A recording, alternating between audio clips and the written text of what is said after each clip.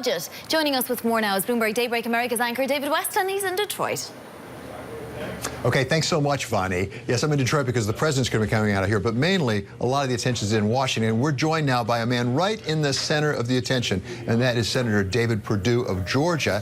He sits on an array of important committees, but for this purpose, perhaps most important is the Budget Committee, and perhaps just as important, he's the only CEO of a major corporation serving in the United States Senate. He was CEO in the past of both Reebok and of Dollar General. Thank you very much for being back with Bloomberg, Senator Perdue. Good morning, David. So let's talk about this federal deficit limit, which expires at midnight tonight. Is this merely symbolic, or is there something really important going on here? Well, look, we're not going to fall down on the good faith and credit of the United States government. We're going to pay our debts, but I don't see the debt limit itself as the problem. The budget is the problem, and our debt is a problem. You know, we're talking about potential interest rate hikes today by the Fed, and I will tell you, every quarter point that we've seen in the last year is $50 billion of new interest. So the debt ceiling is just a matter of course. Until we get this total debt situation under control, we're going to have many more of these coming up unless we get it under control right now, David. Well, and Senator, you make a very important point, which is an alarming percentage of our budget right now is taken up with servicing the existing debt. And that's when we've had historically low interest rates. What happens if we return to what is called normal interest rates? Well, this is what pulled me into this political game here. I mean, we have $20 trillion of debt. If interest rates go back to just their 30-year average of around 5%, we'd be paying $1 trillion in interest. Last year, we paid just a little over $200 billion of interest because interest rates were very low. So if the Fed goes up again today, we'll have 3 quarter-point increases in the last 15 months, which is another $150 billion of interest that we have responsibility for. This game is well past the tipping point of being a crisis. We've got to get serious about dealing with it. Okay, so let's talk about what it means to get serious about dealing with it. Yep. What are the things that you think need to be done right away? Well, the first thing is the President of the United States, Donald Trump, has laid out a 100-day plan that absolutely starts with the solution to this long-term problem of debt. We've got to get the economy going. Job one is to grow in the economy. Look, we're going to fix this tax system. I know there's a lot of debate about it right now, but the corporate tax rate is not competitive. We're the only country left in the OECD countries that has a repatriation tax, and our individual tax code is really screwed up. So we've got to deal with that, and that will get the economy going. At the same time, we're going to pull back on regulations and actually see a change in the way that we actually deal with those regulatory issues and the damage they do to the economy. The last is we're going to focus on fair trade. So these are things this president already has laid out. Look, we're going to get after debt, but we have to get the economy growing first.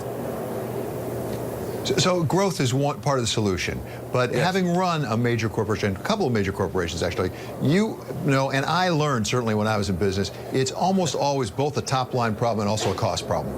And it's awfully hard to grow your way, just yep. grow your way out of this problem. So what about the other side of it? What do we have to do at cost?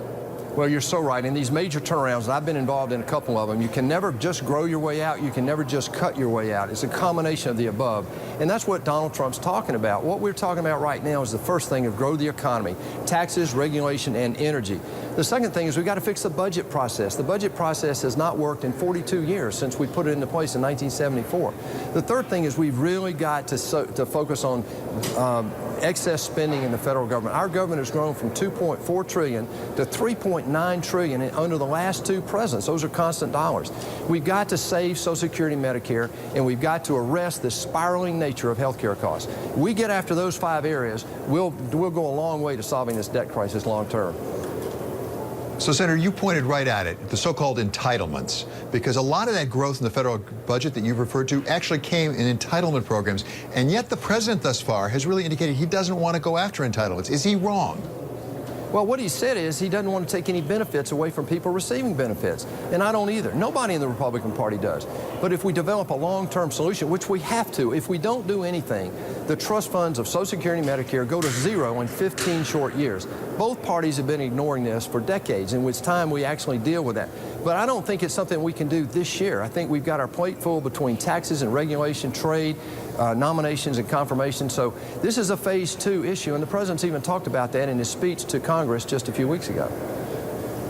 Well, when you talk about taxes, one of the issues that's come up is the so-called border adjustment tax, which some of your colleagues over in the House seem to be very smitten with. You have really said you don't think much of it. Don't you have to have a border adjustment tax in order to pay for some of the tax reforms that people are after?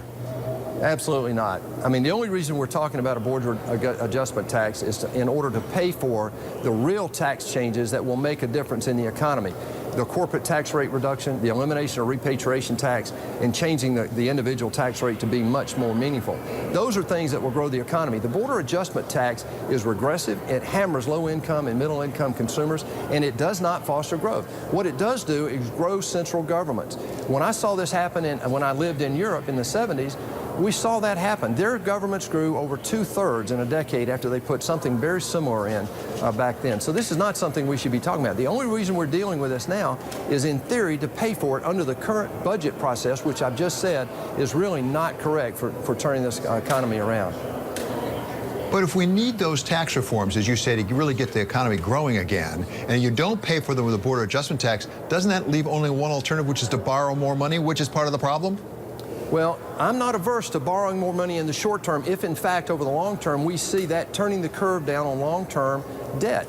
Look, in every turnaround I was a part of, and this is nothing different, this is an economic turnaround by the federal government, and Donald Trump is the right guy at the right time to break some eggs here in Washington and get us turned back in the right direction of innovation, capital formation, and the rule of law that will absolutely stimulate this economy. There are plenty of places in the federal government we can find to pay for the money to change these corporate tax rates. Let me give you some countries that just did this. The United Kingdom in 2009 eliminated their repatriation tax and reduced their corporate tax rate from 30 to 20. We can do the same thing. This is a game that's created by the budget process, which is absolutely broken. Senator Perdue, thank you so much for being with us. Really illuminating today. We'll be coming back to you, I suspect, quite a few times in the coming months. Thanks very much, Senator Perdue. Now back to you, Mark Barton.